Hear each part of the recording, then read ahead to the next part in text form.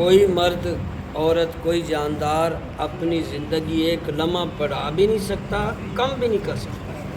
مقررہ لمٹ جو ہی پوری ہوتی ہے گویا اس کی زندگی پوری ہو گئی۔ اب آ جائیں گے حضرت اسرائیل علیہ السلام روح نکالنے۔ برے بندے کو تو برے فرشتے نظر آئیں گے، دوزخ والے ڈرونے، وہ دیکھتا ہی اس کا جو خون ہے جل جائے گا اور وہ سکتے میں۔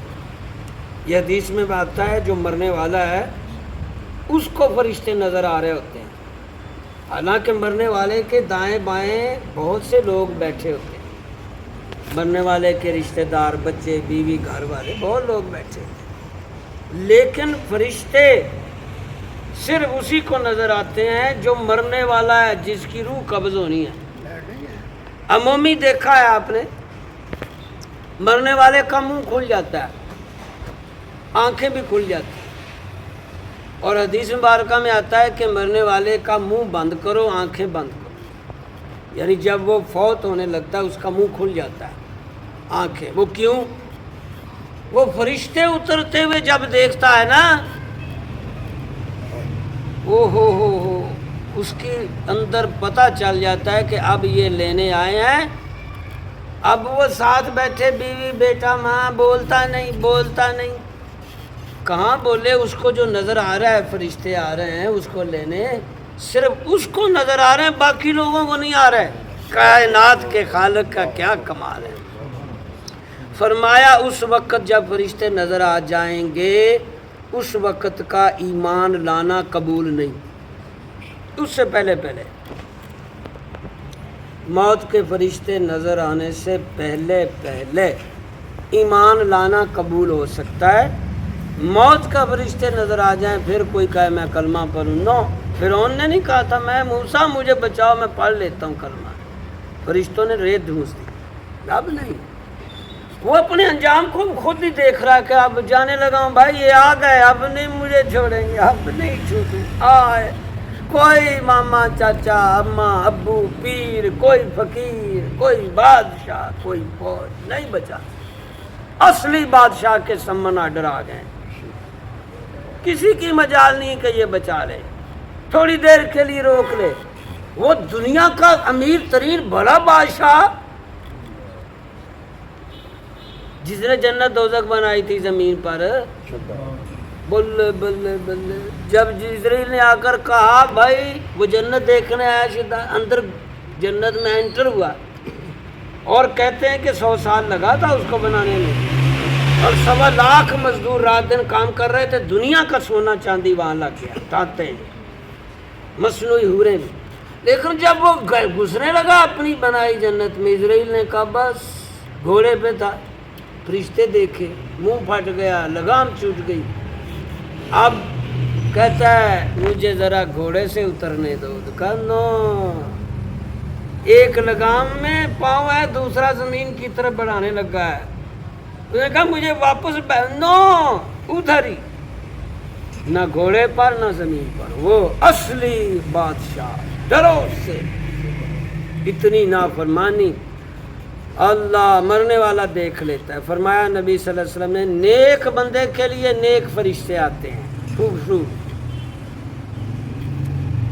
خوبرو فرشتے آتے ہیں، مگر کچھ بھی ہو، ایک جگہ سے دوسری جگہ جب انسان جاتا ہے تو دل کو کچھ تو ہوتا ہے، گھر بھی دوسری جگہ شفٹ کرنا ہو تو کتنے عجیب فیلنگ تو ہوتی ہے۔ وہ ملتان والے بزرگ کبھی روتے کبھی ہنستے، فرشتہ جب نظر آیا، بات بھی کر رہے تھے، ورنہ فرشتہ جب نظر آ جائے تو بات بند ہو جاتی ہے، بول نہیں سکتا، وہ تو منہ کھلا رہ جاتا، آنکھیں نہیں بند ہو سکتا، ہل ہے جام سکتے میں آ جاتا ہے، ہل نہیں سکتا کہ اس کے اندر موومنٹ ہو۔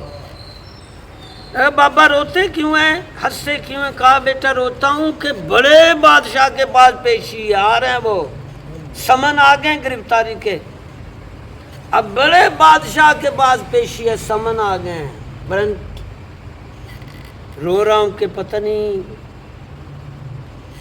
کیا معاملہ کرے گا وہ اصلی بادشاہ، کیا میرے ساتھ دیکھ رہے، اور ہاتھ اس لیے رہا ہوں کہ یہ بھری دنیا جہاں ہر جگہ کانٹے اور گناہ کی دعوتوں کی کڑکیاں لگی ہوئی ہیں، کبھی پیٹ گناہ پہ مجبور، کبھی سوچ، کبھی معاشرہ، کبھی ہوا۔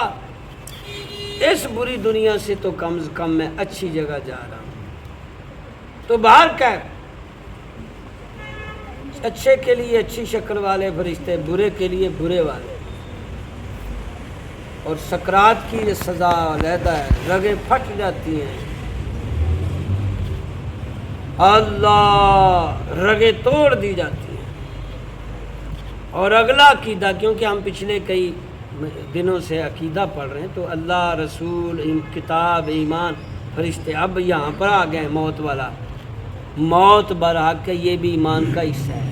دوسرا نقطہ، موت آ جانے کا نام یہ ہے کہ روح باڈی سے نکل جائے، یہ موت ہے۔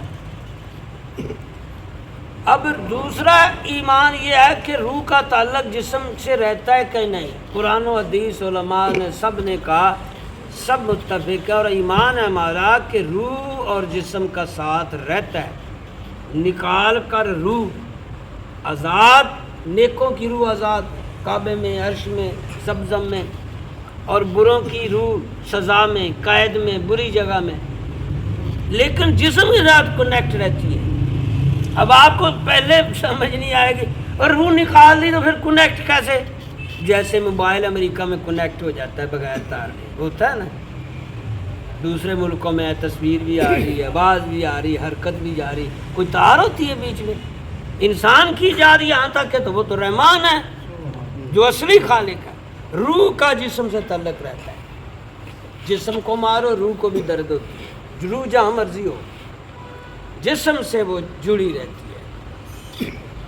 یہ ہمارا ایمان ہے، روح اور جسم جڑے رہتے ہیں۔ جسم کو سزا ہوتی ہے، اب کا ہندو کہتے ہیں آپ کو، ہم تو جلا دیتے ہیں، تم کہتے ہو مرا کیا؟ پھر جب روح نکل گئی تو پھر جسم کو جو مرضی کرو تو مردہ ہے؟